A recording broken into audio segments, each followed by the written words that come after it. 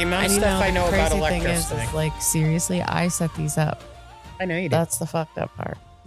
You're the technological one. I'm the one that just comes in and says, what are we talking about again? Listen, I am not technological, but anyway, girl, good morning.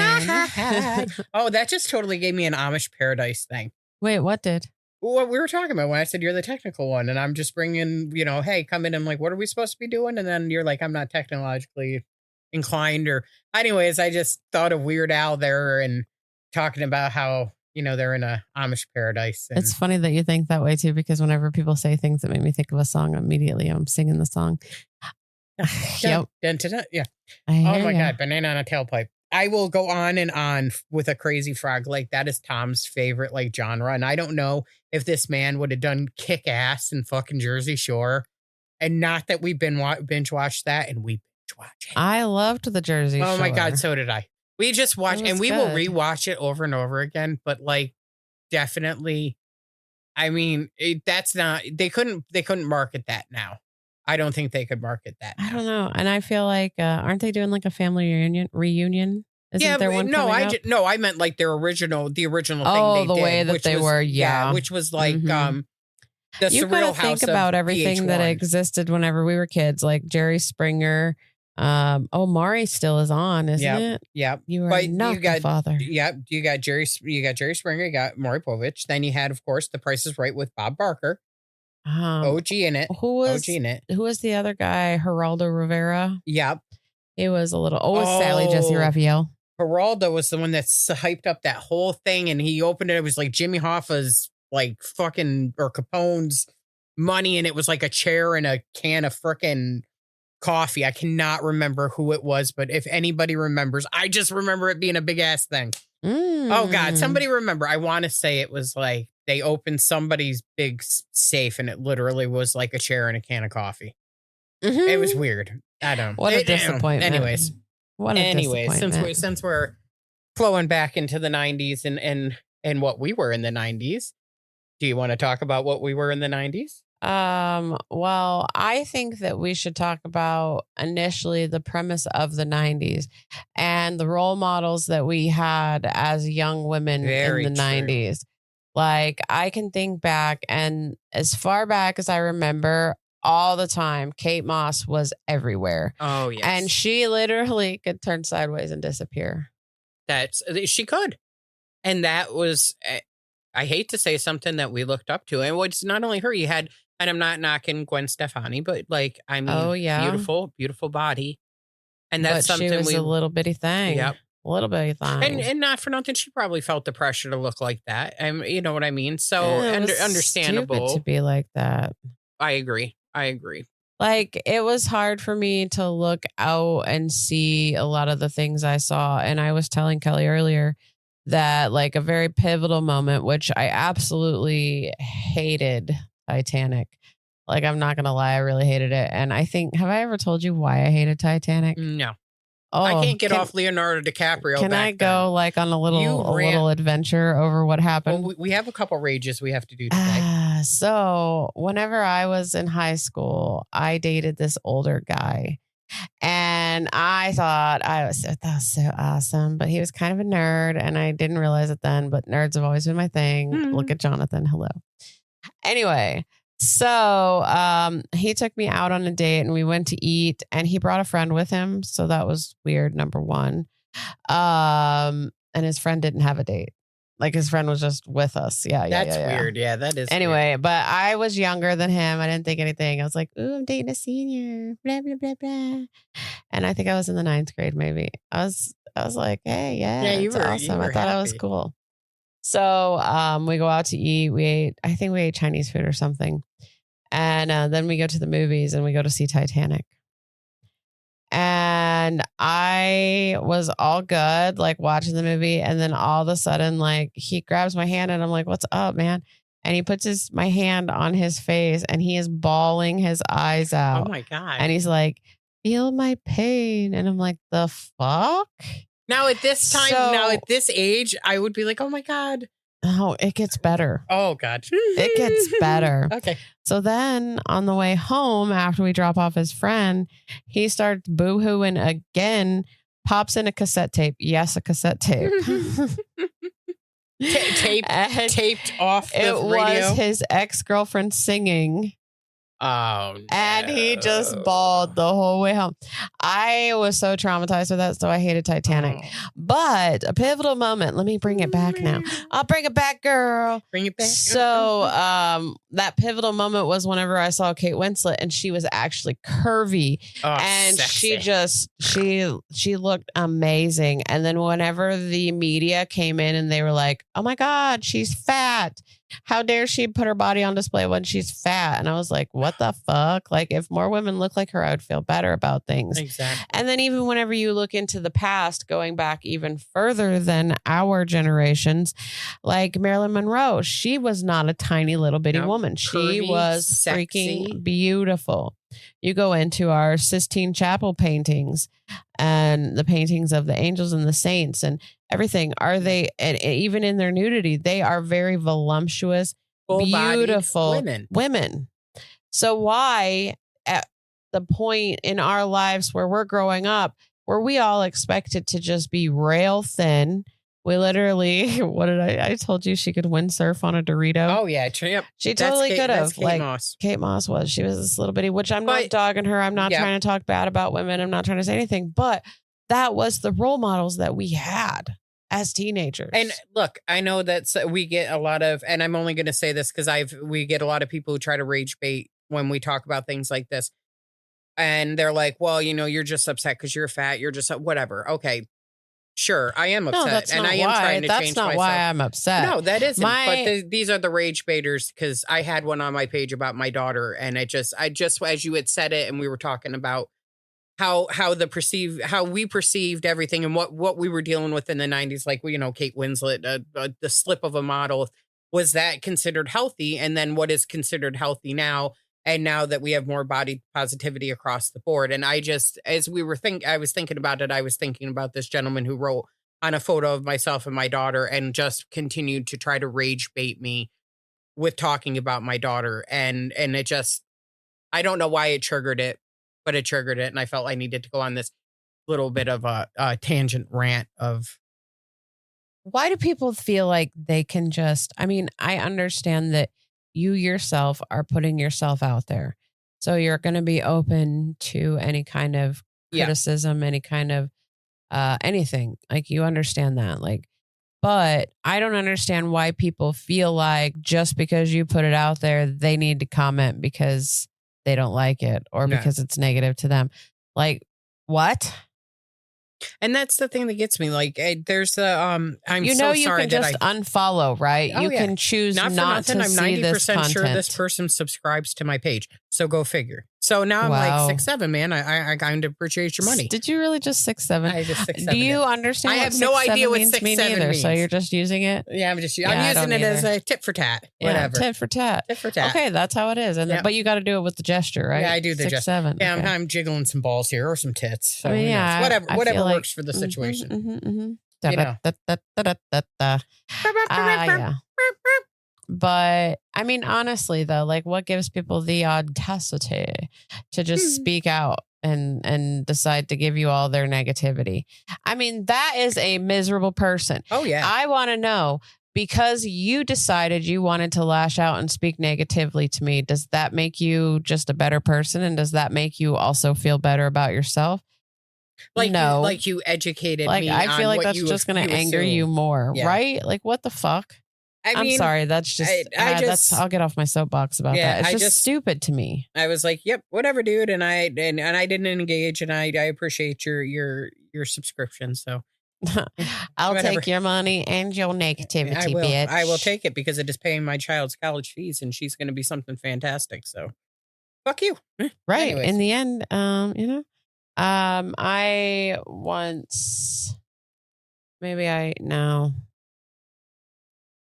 So, I think that we besides chaotic jump ship, we had these crazy ideas put into the media, put into magazines. If you think about all those magazines we had as kids, the Teen Bop and all that, all of those were just like a parade 17. of these ideas. Oh my God. Sassy. Does 17 still exist? I think so. And I remember getting these magazines and I remember whenever I felt like I was finally old enough to buy a Cosmo, and I was like, yes. you know what it was? It was like, and the outfits. What was the name of the company? Alloy? Dahlias? Yeah. And you would get these outfits and you would like, I mean, we were, and not for nothing, you go to Walmart, 90's. I would 90's. still like to have like a Dahlias magazine. That is would. kind of the idea of the comfort clothes that I need. And they had like, and I'm going to call them Jankos for girls because they were big like the Jankos because we did the big like leggings down there. Yeah. But not enough that by, third period, you were soaked up to your knee because it rained and you had to go outside for gym kind of bull crap. Mm-hmm. And then you walked around like that forever. The other thing that I want to know what the hell happened with pockets. The 90's is when the pockets shrunk on girls. And then we just are not ever going back to having a real It's like pocket. we just don't carry shit in our pockets. Is that the thing? I don't get it. It's to push purses, man. And you see how often I leave my purse everywhere. And I'm like, hey, wait a minute. We got to go back 3 different stores because I don't know where I left it. All those shorts I just bought, none of them have pockets. Okay, so they have a waistband pocket. So obviously they're exercise shorts. So maybe I bought the wrong type of shorts, but whatever. They're so comfortable though. So, I mean. When you're sitting there and you can only put your fingertips in your pocket. No. Yeah. I am a salty bitch about that. I need a pocket. And I need somebody to carry all my stuff. We got to here 6, 7 again. Either you need to bring back pockets, or every woman needs to have something, and then not a purse because I don't want to carry the purse. I forget the purse. When we go somewhere and I don't have emotional pockets. Support squirrel that carries our stuff. He can carry it in his cheeks. See, it works. Every woman now gets a squirrel. The squirrel will carry it for us. We're good. I figured it out. When I'm in public and I don't have pockets, John will be like, "You need a pocket?" And I'll be like, "Yep." And he'll just hold my phone, my keys, whatever I've got in my hands, he'll hold for me. And then I'll be like, "Hey, can I get in my pocket?" That's cute. It works. Hey man, it works. He's my pockets when I don't have them. And he always has lots of pockets because he likes his cargo shorts. That's true. Yeah, That's so true. He's got plenty available. He has one that he uses for trash because he always makes sure his candy wrappers and stuff. No, I'm not even joking. That's He keeps appreciative. one for candy wrappers. You're keeping the world a clean place, and his biggest concern is Max because Max eats plastic, and we don't want Max to randomly one day because of freaking plastic. Yeah. So back I don't know. To the 90's it's interesting. in our. So I had used that term. You didn't like that duff term. Well, we had the TRL. We had like all these women on parade. That was whenever Christina Aguilera came up. And you know what? God. I and never Britney really Spears. thought, Britney Spears, but I never really thought Christina Aguilera was that tiny until I watched a couple videos just the other day. And I was like, holy shit. Yeah, I watched her at the VMAs when she was all salty with Eminem. And I was just like, holy moly, she was tiny. And I didn't even realize that. And that was something that was, and I don't know if you strive to be like that, but I didn't want to be like that, but I liked the way that they put themselves off. Like I liked the confidence. Yes. And so I never aspired to be like this little bitty thing. I never had this desire to be like that. I just liked the confidence and the way they carried themselves, and they just didn't give a fuck. But in reality, they gave a fuck. Well, yeah. Oh, yeah, because, they worked their asses off. I watched a documentary the other day. Well, it wasn't a documentary, it was an interview with Mel C, Sporty Spice. And she was talking about how freaking ripped she was in their music videos. And she said she worked her ass off. She said there was like no give or take. Like it was constant give. And she worked her ass off. She said it was a very front of a thing. And of course they did have editing and stuff too. But even after all that work, can you believe they still edited her? Like that's fucking crazy to me. Well, look at Jessica Simpson. Let's look at Jessica Simpson, who's wanted to start out in a Christian career. And I'm not pushing religion as I said that, but that's where their family was. That's where, she was comfortable, and they were making her hide her body. And she has a very voluptuous body. At that point in time, she was very large chested. And she was slim, but like a curvy slim. And she had gotten more curvier, and she had gotten less. When she was in Dukes of Hazzard there, where she was a slip of a thing, but then she had gotten curvy later on with children and everything else. And I think she's a beautiful woman all around. Mm-hmm. But just even the negativity that she was getting for having a body that was more sexual than not, compared to, then when she had gained some weight and they attacked her mom jeans, or the fact that she was, thicker in the waist and things like that. And then we come back to, was it, because the 90s and you had to look like this, and this was considered your term of healthy, your term of sexy, your term of what you should be put out in this point in time, where now we have the more voluptuous actresses and actors and with like Lizzo, and she had a lot of positivity in her songs, and then you got comedians that have played roles, like Jack Black has played numerous roles where he is the funniest man alive, and he is, and then add in that I've seen him in roles where I found him to be extremely attractive, like, oh no, I totally leading agree. man attractive, and something that I would be like, oh, I'd be interested in that, because he is a character that can span across. I feel like that's more the persona, though, that personality. Like, I know. You know what? I would take him in Jumanji. Is that weird? I liked him in Jumanji. Like, that would be the whenever Jack Black he and yeah, School of Rock too. Still. Oh, School of Rock was good. Actually, I liked him in The Pick of Destiny. I thought he was very appealing in that one, the Tenacious D movie. Yeah. And I remember you like them because we play that quite often in the car. Yeah.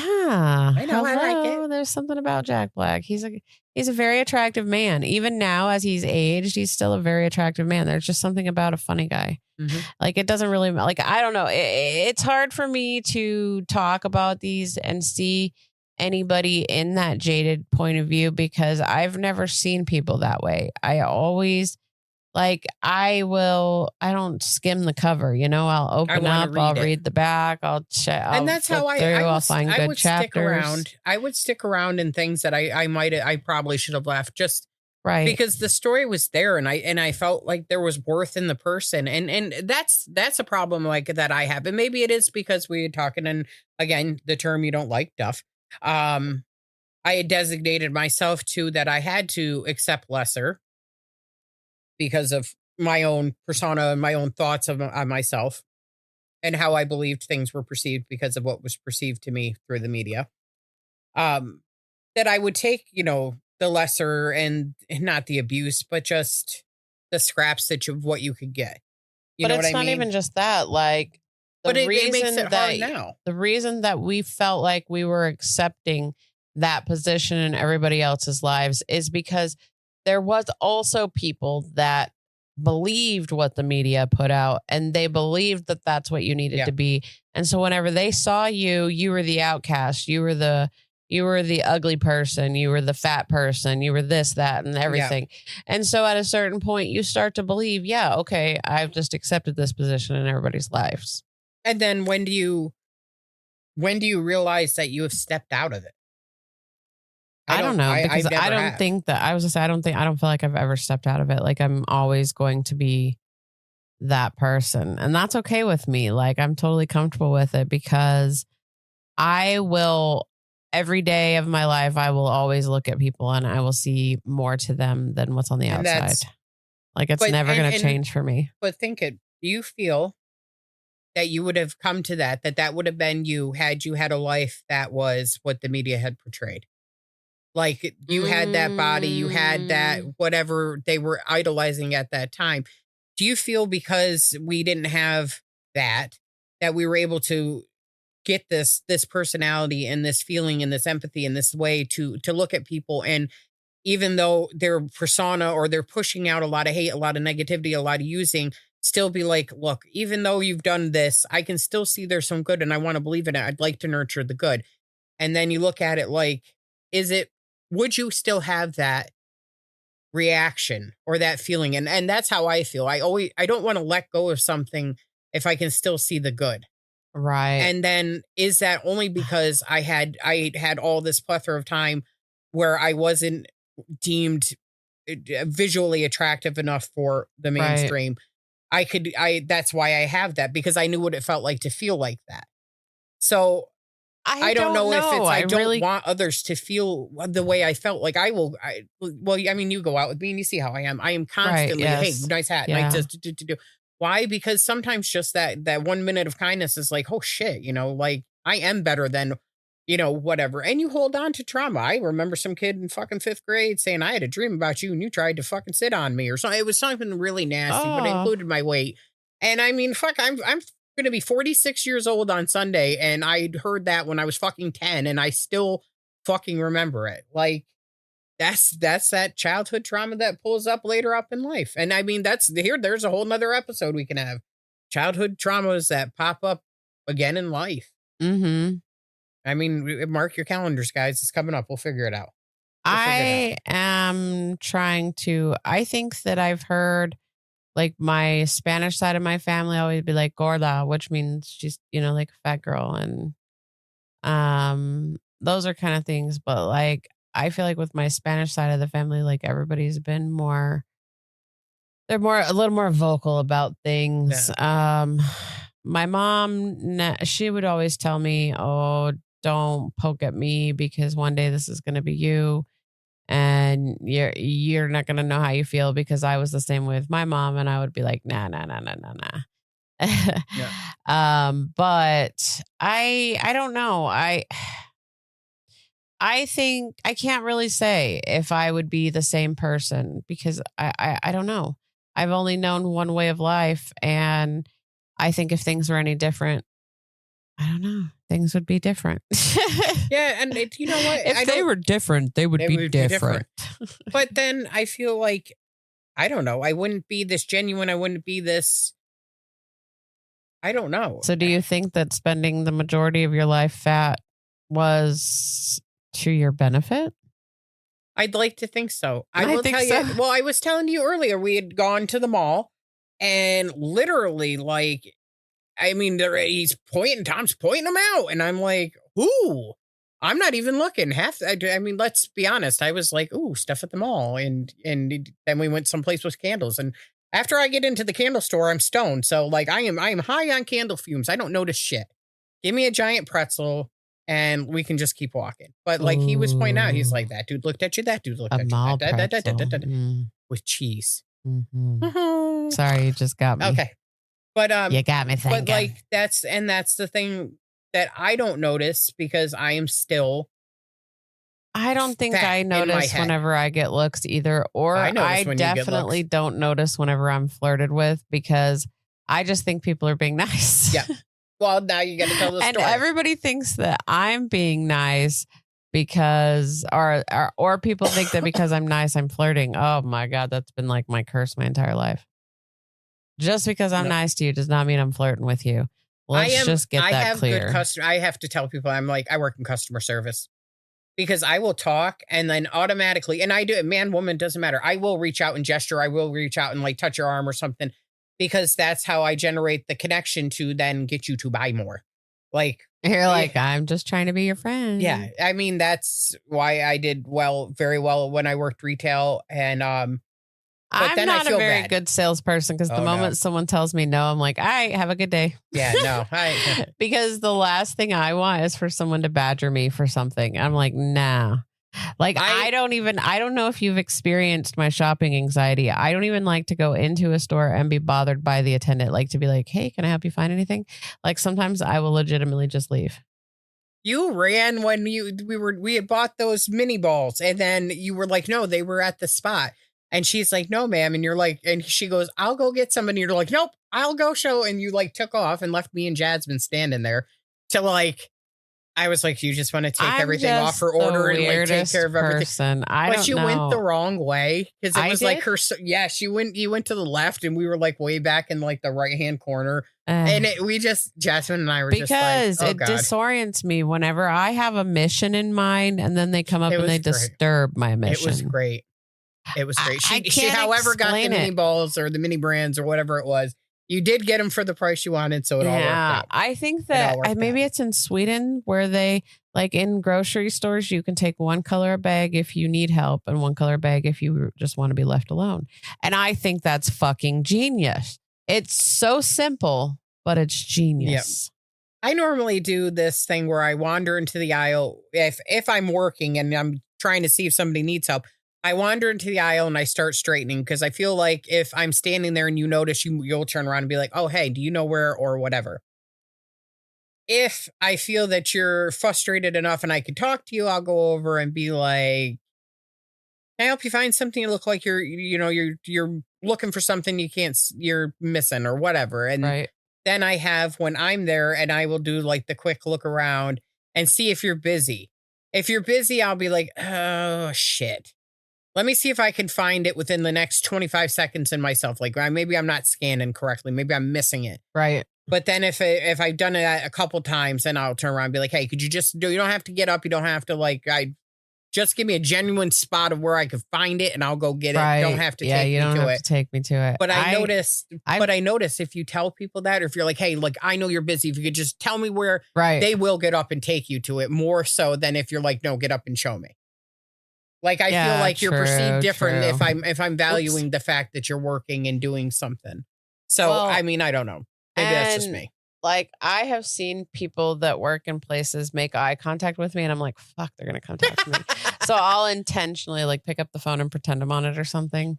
How many times does she fake talk to Kelly? I try so hard to avoid social interaction, which is really funny because like that's not who I've always been.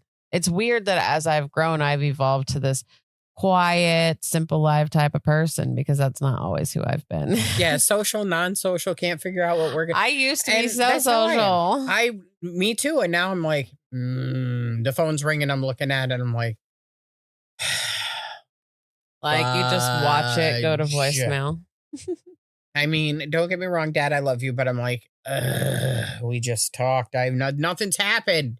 Nothing, but I don't know. I think that I pick up because that's probably a lot of the 90s in us too. Think about how much time we spent glued to that corded phone. Oh my God. And then add on the fact that like you could do 3-way calling.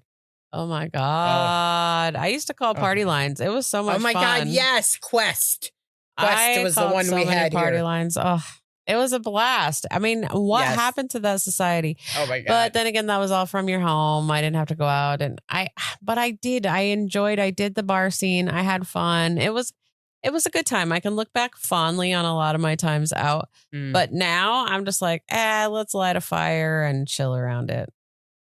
Like, that's so simple for me. I'm done. Yeah, I'm done. I mean, people are like, I want to be where the people are. And I'm like, not me. Not me. I want to be where my chair is and fucking my I want to be where my pillow and my slippers. Yeah. And my family is. And I was like, I want to be where my bra can come off. Exactly. I agree. Wait, I don't have a bra on. Yeah, I literally text Kelly this morning and asked her about coming and she's like, oh yeah, I'm getting ready. And I'm like, girl, you don't want to go in anywhere because I ain't even got a bra on. I meant getting ready as in like I drew on my eyebrows. Another 90s thing. Thank you. Pencil thin eyebrows. Never grew back. Fuck that shit. Now I got to draw them on every fucking morning. My mom used to insist that she needed to tweeze my eyebrows. And I'm so glad that I contested it most of the time. Because I feel like I wouldn't have very many eyebrows. My eyebrows are, we've talked about this. We've talked about my eyebrow trigger. It's a big deal. We're going to have to put a sound on there so people know trigger. Eyebrows. Well, I don't know. I think that I've come a long way from the teenage me because I will have to go through the vault of me somewhere. I have pictures of myself in this weird striped, like sports bra.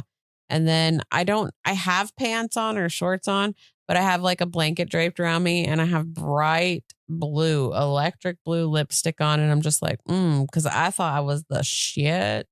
I didn't give a shit that I was this chunky girl. Oh my God.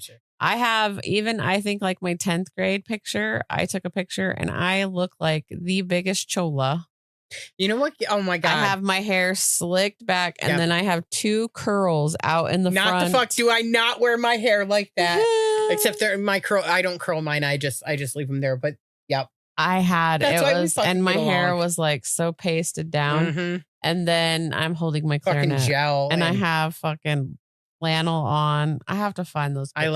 I love this Oh, so much. Lord. Oh my God. Yeah. And you know what's weird is I was totally the baggy pants and, you know, and I liked rap and tutu and I acted like, you know. Listen, I went to Walmart with my high school boyfriend and we did like glamour shots together. Did you have the ponytail? Are. Did you have your ponytail up high on your head? No, I had my hair down and it was curly. So, because she looked like good my with your curly hair was my thing because my hair used to, you would not believe it now, but my hair used to be so thick and unruly. I'll have to find pictures of young me. Kids take everything. They took my hair. They took my hair got thinner and thinner and it's just getting thinner and thinner. And Jasmine took a picture of the back of my head the other day and I told her, please don't let me see that again. I don't want to know. Now you know why I wear freaking fake hair. I would rather be ignorant to it. People are like, blah, blah, blah. I was like, that shit is fake. That's what I told my family too. I said, when it starts to go gray, don't let me know. Just let me be stupid. Let me just think that it's lush. Because let me tell you, I didn't even think, okay, let's stop for a minute. Like, obviously, I knew that I was fat, but I didn't think I was that fat. Like, I remember looking in the mirror and I'd be like, nah, Jennifer, you're just a thick girl. You're like, you're PHAT. Hello. And I'd be like, okay. So now I see pictures of myself back then and I'm like, holy shit. How? Who? Where did, what? It's just weird. And so I never really had this idea. Like I knew that I was the fat friend. I knew I was the ugly friend and I didn't care. Like I was like, I'm comfortable with who I am. Because my main goal, even in all of my friendships, was to always like keep everybody else going. Like, no matter what aspect, whenever I was a teenager, it was always keeping them just feeling positive and doing things that make them happy. And as much as I could, because I was one of those stupid girls that had a boyfriend all through high school and I should have never had a boyfriend because I feel like I should have spent more time with my friends and I would have loved it. I would have loved having more time with friends.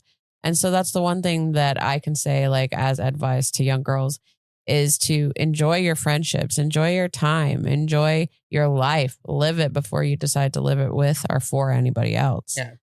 And I think that I don't remember where I was going. Well, you were talking about different friendships and then the way you looked and everything else. Different friendships. Yes. Each situation was, like in the timeline. So whenever I was a teenager, that was my motive. And then as I got a little bit older, I ended up being like the mom to my group. Like I always made sure everybody ate. If we went out to the bars, I never let them like go leave with anybody. I never, like, I was the mother of the group. Yeah. And that was me. And then as I transitioned more into like the career mom, like I was like always going. I don't even know how to explain it because as much as I tried to be present for the kids, I didn't have much time to be present because I was working so much. Yep. So I think there was a part of me that just kind of disappeared during those years. And I never really focused on who I saw in the mirror. Right. Like it was never a big deal. I mean, I would get myself together. I would try to look presentable, but I never really thought too much about it. And that's kind of the point of this whole podcast is when you re-find yourself because you're no longer the 90s girl and the 90s aren't here. I mean, even though the fashion is coming back, we are in a new era where women are embracing things and roles and genres and taking things and pushing ourselves forward and making huge strides. Mm-hmm. Even though we keep getting pushed back, we're still kicking ass. Yeah. Where do we re-put ourselves? Because we had all that fire in the 90s, but weren't allowed to use it. And now in menopause, I want to rage it out. I don't think that there should be a title for us necessarily. I think that we should just claim that we are ever evolving. I like that. Why choose a lane? I agree. You know what? That is the perfect way. There's no need to pick a lane. Life's a buffet. Try everything. Oh, yeah. Except for crack. Don't try crack. Oh. Or meth. I was thinking food. You said life's a buffet. And so I thought of a food buffet. And so I was like, hell yeah, I'll try one of everything. Well, no, and then you said crack. And then my brain went, whoa, we were taking this seriously. We really escalated. Just a little bit. But you can understand why my brain does this. I know. But that's why I love your brain. But it seriously, like we're not, I mean, I actually shared the damn meme the other day. There's two things you're certain about in life: death, and that if you sleep in a tank top, your titty gonna fall out. Hey, that's true. Those are the only two things that you are certain of. Yeah. I mean, really, at the end of it all, bring back the 90s, bring on the freaking femininity of the 60s. Let's burn our bras. I want to stop shaving. Listen, one of the doctors always talks whenever he has patients that are just, life's so miserable, blah, blah, blah, blah, blah. Like he will go through a whole spiel on how there is literally a 0% chance of you existing. You have to think that in order for you to exist, some great grandfather had to be at a certain place and time at the same time as your great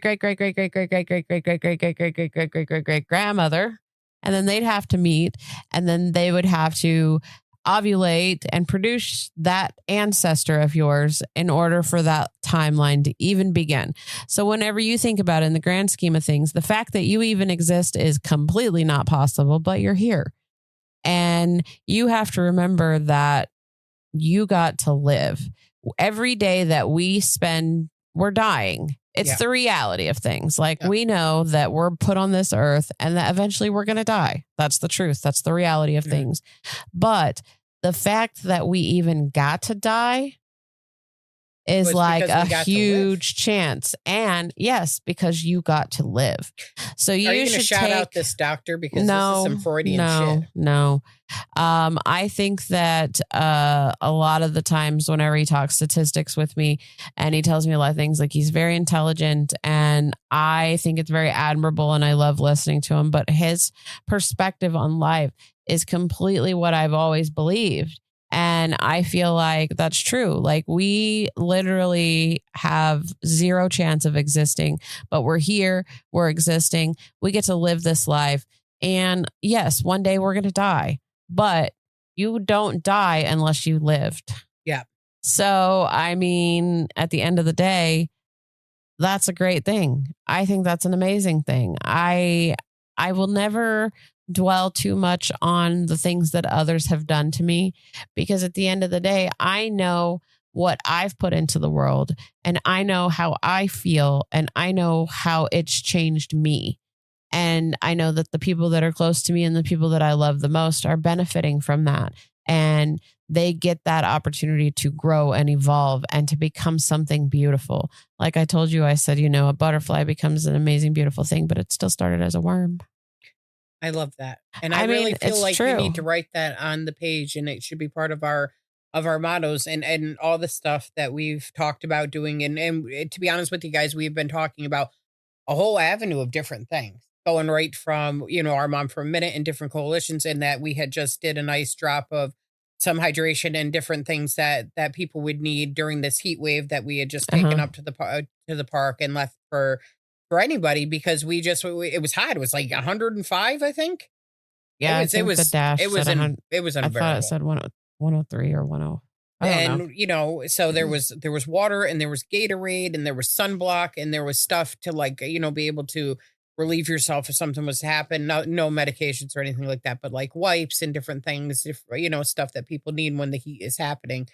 And it was just something we just, did because it's 105 or 103 or whatever. There was nothing about it. We just were like, hey, what are you doing today? Hey, it's really hot. You want to do this? Yep, let's do it. And off we went. And I felt great because I really hope like this could have saved somebody, you don't know. And we don't live in a huge area where we got, I don't want to say that because I don't know how many people are struggling with homelessness or anything like that.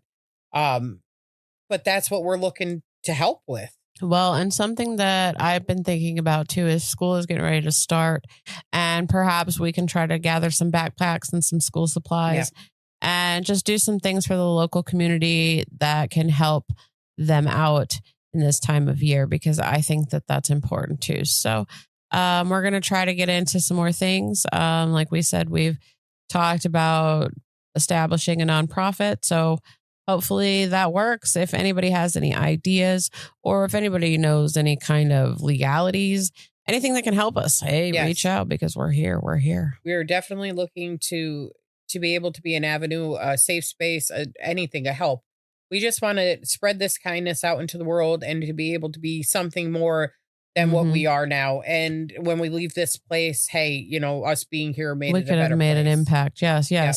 And that's, like I told you, my biggest fear is whenever I do go is that I feel like I'm going to leave the world a little less kinder. And I think it's important. We need to be kind to one another. You need to be kind to yourself. At the end of the day, that's who you've always got to live with. And no matter what, you're with yourself till the day you die, from the day you're born till the day you die. So be kind to yourself. Like I said, always, I say, give yourself a little grace.